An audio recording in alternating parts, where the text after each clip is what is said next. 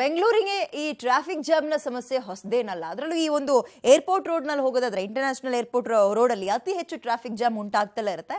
ಹಾಗಾಗಿ ಈ ವಾಹನ ಸವಾರರ ಜಂಜಾಟಕ್ಕೆ ತಿಲಾಂಜಲಿ ಇಡಬೇಕು ಅಂತ ಬಿಡಿಎ ತೀರ್ಮಾನವನ್ನು ಮಾಡಿದ್ದಾರೆ.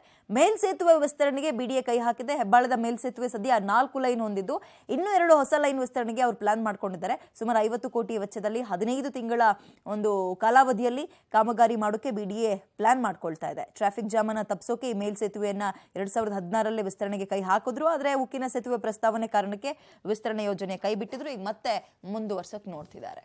ಇವತ್ತು ಹೆಬ್ಬಾಳ ಮೇಲ್ಸೇತುವೆ ಇದೆ, ಅದು ತುಂಬ ಕಿರಿದಾಗಿದೆ ಅನ್ನೋದು ತುಂಬ ದಿನಗಳಿಂದ ಇದೆ. ಅದಕ್ಕೆ ಬೇರೆ ಬೇರೆ ರೀತಿಯಲ್ಲಿ ಬಿಡಿಎ ವತಿಯಿಂದ ಅದಕ್ಕೆ ಫ್ಲೈಓವರ್ ಫ್ಲೈಓವರ್ ಇದೆ, ಅದ್ರ ಜೊತೆಗೆ 2 ಅಡಿಷನಲ್ ಲೇನ್ಸ್ನ ಜಾಯಿನ್ ಮಾಡಬೇಕು ಅಂತ ಮಾಡ್ತಾಯಿದ್ದಾರೆ. DPR ಕೊಟ್ಟಿದ್ದಾರೆ ಅಂತ ತಿಳ್ಕೊಂಡಿದ್ದೀನಿ. ಮತ್ತು ಆ DPR ಪ್ರಕಾರವಾಗಿ ಟೆಂಡರ್ ಸಹಿತ ಕರೆದಿದ್ದಾರೆ ಅನ್ನೋದು ನನ್ನ ಮಾಹಿತಿ ಇದೆ. ಹಾಗಾಗಿ ವಾಹನ ದಟ್ಟಣೆ ಇನ್ನು ಮುಂದಿನ ದಿನಗಳಲ್ಲಿ ಕಡಿಮೆ ಆಗ್ಬೋದು ಅನ್ನೋದು ನನ್ನ ಅಂದಂತೆ ಅಂದ್ರೆ ಸುಲಲಿತವಾಗಿ ಮಾಡಬಹುದು ಅಥವಾ ಏನಾದ್ರು ಸಮಸ್ಯೆ DPR ರೆಡಿ ಆಗಿದೆ ಅಂತಾರಪ್ಪ. DPR ಅಂತಂದ್ರೆ ಡೀಟೇಲ್ಡ್ ಪ್ರಾಜೆಕ್ಟ್ ರಿಪೋರ್ಟ್ ಅಂತ. ಹೆಂಗ್ ಮಾಡಿದಾರೆ ನಂಗೆ ಗೊತ್ತಿಲ್ಲ. ಹೆಬ್ಬಾಳ ಸೇತುವೆನಲ್ಲಿ ನೀವು 4 ಲೈನ್ ಇರೋದನ್ನ ಇನ್ನೂ 2 ಹೆಚ್ಚುವರಿ ಲೈನ್ ಹಾಕೋತೀವಿ ಅಂದ್ರೆ ಜಾಗ ಎಲ್ಲಿದೆ ಅಂತ ಮೊದಲನೇ ಪ್ರಶ್ನೆ.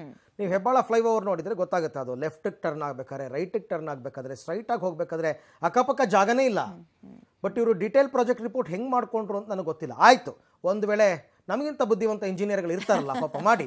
ಆದರೆ ಒಂದು ವೇಳೆ ನೀವು ಮಾಡೋದೇ ಆದರೆ ಈ ಸೇತುವೆಯ ಗುಣಮಟ್ಟ ಕುಸಿಯದಂತೆ ಮಾಡಬೇಕು. ನೀವು ಅಟ್ಯಾಚ್ ಮಾಡ್ತೀವಿ ಅನ್ನೋದೇ ಆದರೆ ನೀವು ಇದಕ್ಕೇನೋ ಡ್ರಿಲ್ಲಿಂಗ್ ಮಾಡಬೇಕಾಗತ್ತೆ, ಗ್ರೂವ್ ಮಾಡಬೇಕಾಗತ್ತೆ.